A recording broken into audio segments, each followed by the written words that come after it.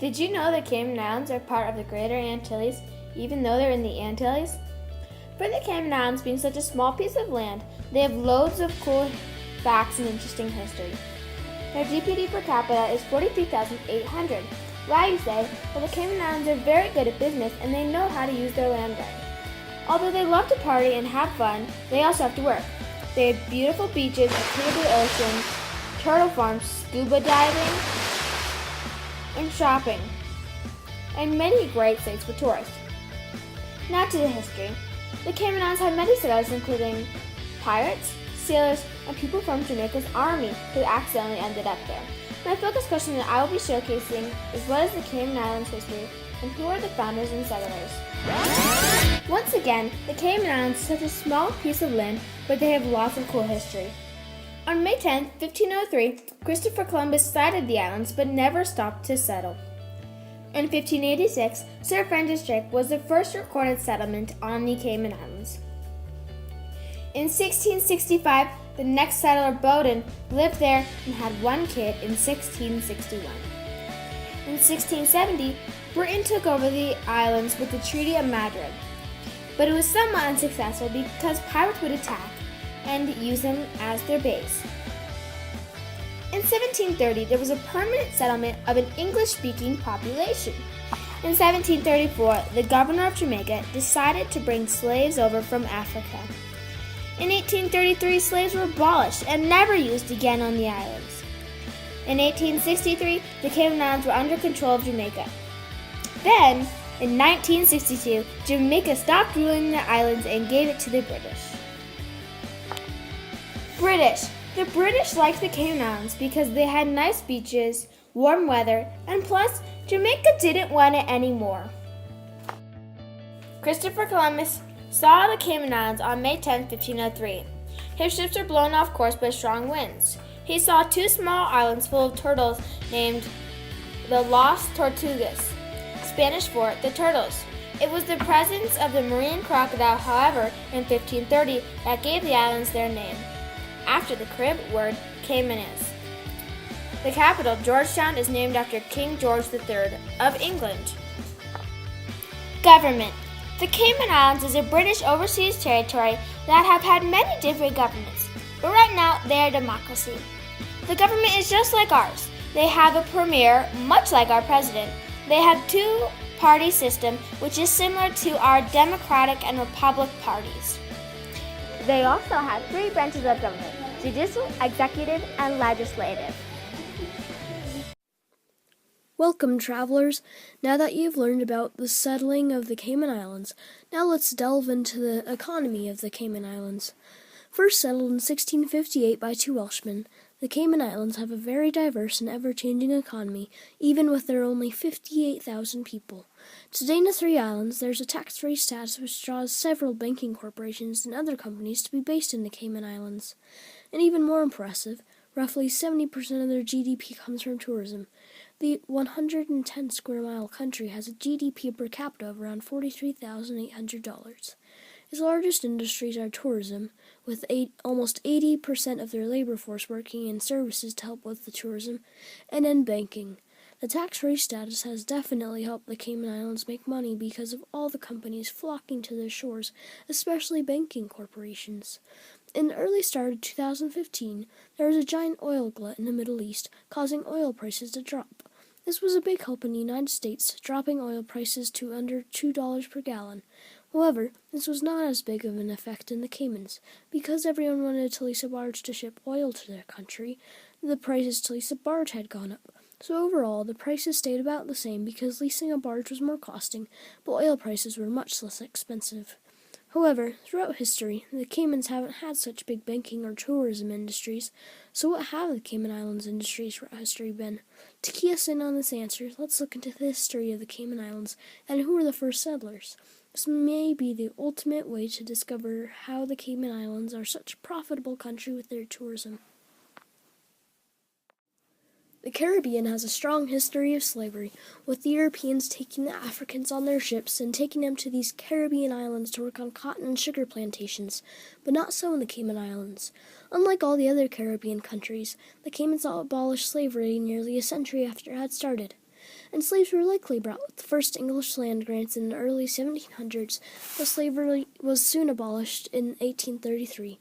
Another difference about the slavery in the Cayman Islands was that in the year of emancipation, which was 1833, there were only about 985 slaves living there, with a total population of around 2,000 people.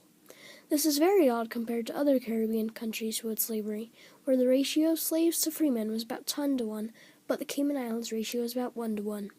The slaves were brought to the Cayman Islands with some of the first settling Europeans, work on agricultural farms to support the early settlers, but also used on cotton farms, and oddly enough, not cane plantations like other Caribbean countries. Throughout the island's history, there have been several booms and busts. During the time of early settlers, they were scavengers and searched for sunken ships nearby in their coral reefs. Soon enough, though, they advanced into sea turtle harvesters and carried the new and old sea turtles off the beach. Years later, however, they advanced into the shipbuilding and fishing industry to sell and collect their food. This was different than their agricultural industry when they first settled there, which was only used to support themselves, and the crops they harvested were not sold. However, when they started fishing, they both used the fish for themselves and sold it to nearby islands with their new ships they had built.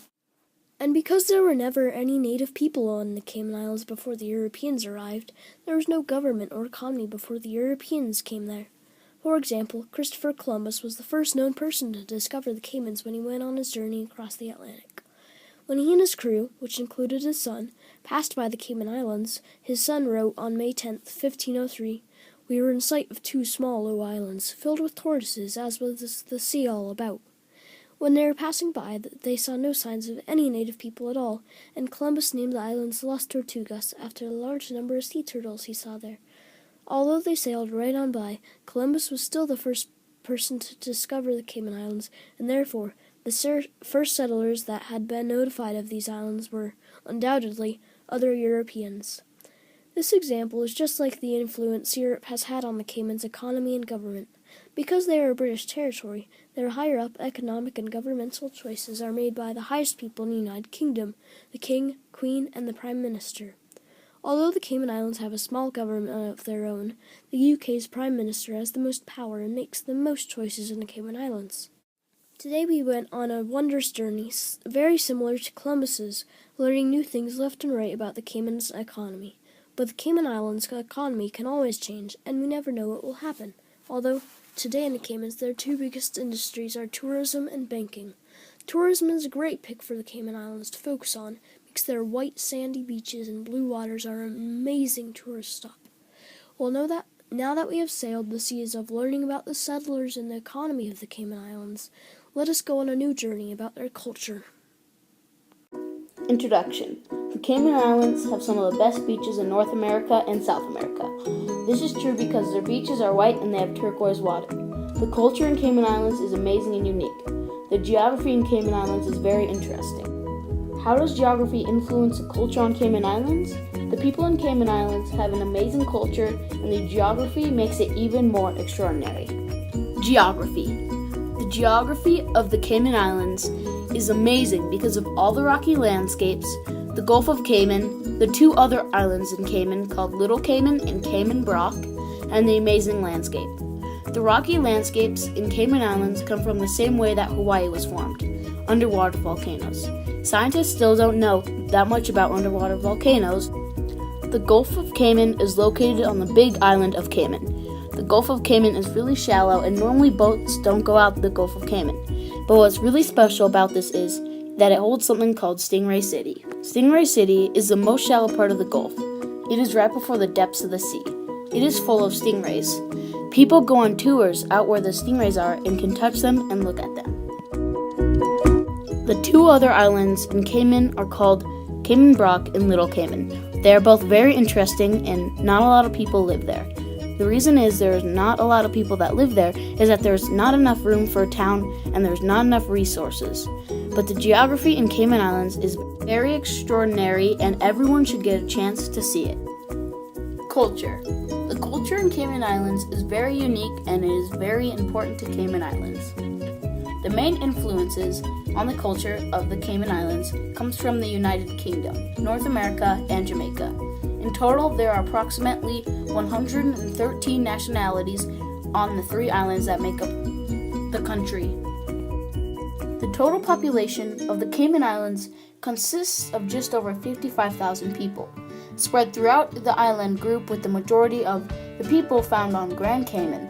Roughly 20,000 are native Caymanian, with the remainder of the residents originating elsewhere in the world. In the past, most of the people of the Cayman Islands got their livelihood from the sea through fishing, turtle harvesting, and being a merchant seaman. Cayman sea salt and Cayman logwood products are now locally made and exported. This culture is still happening today. Closing. In conclusion, the geography and culture make a big part in Cayman Islands. From all the information I gave you, you can see how geography influences the culture on Cayman Islands. Thank you for spending your time with me to listen to my documentary.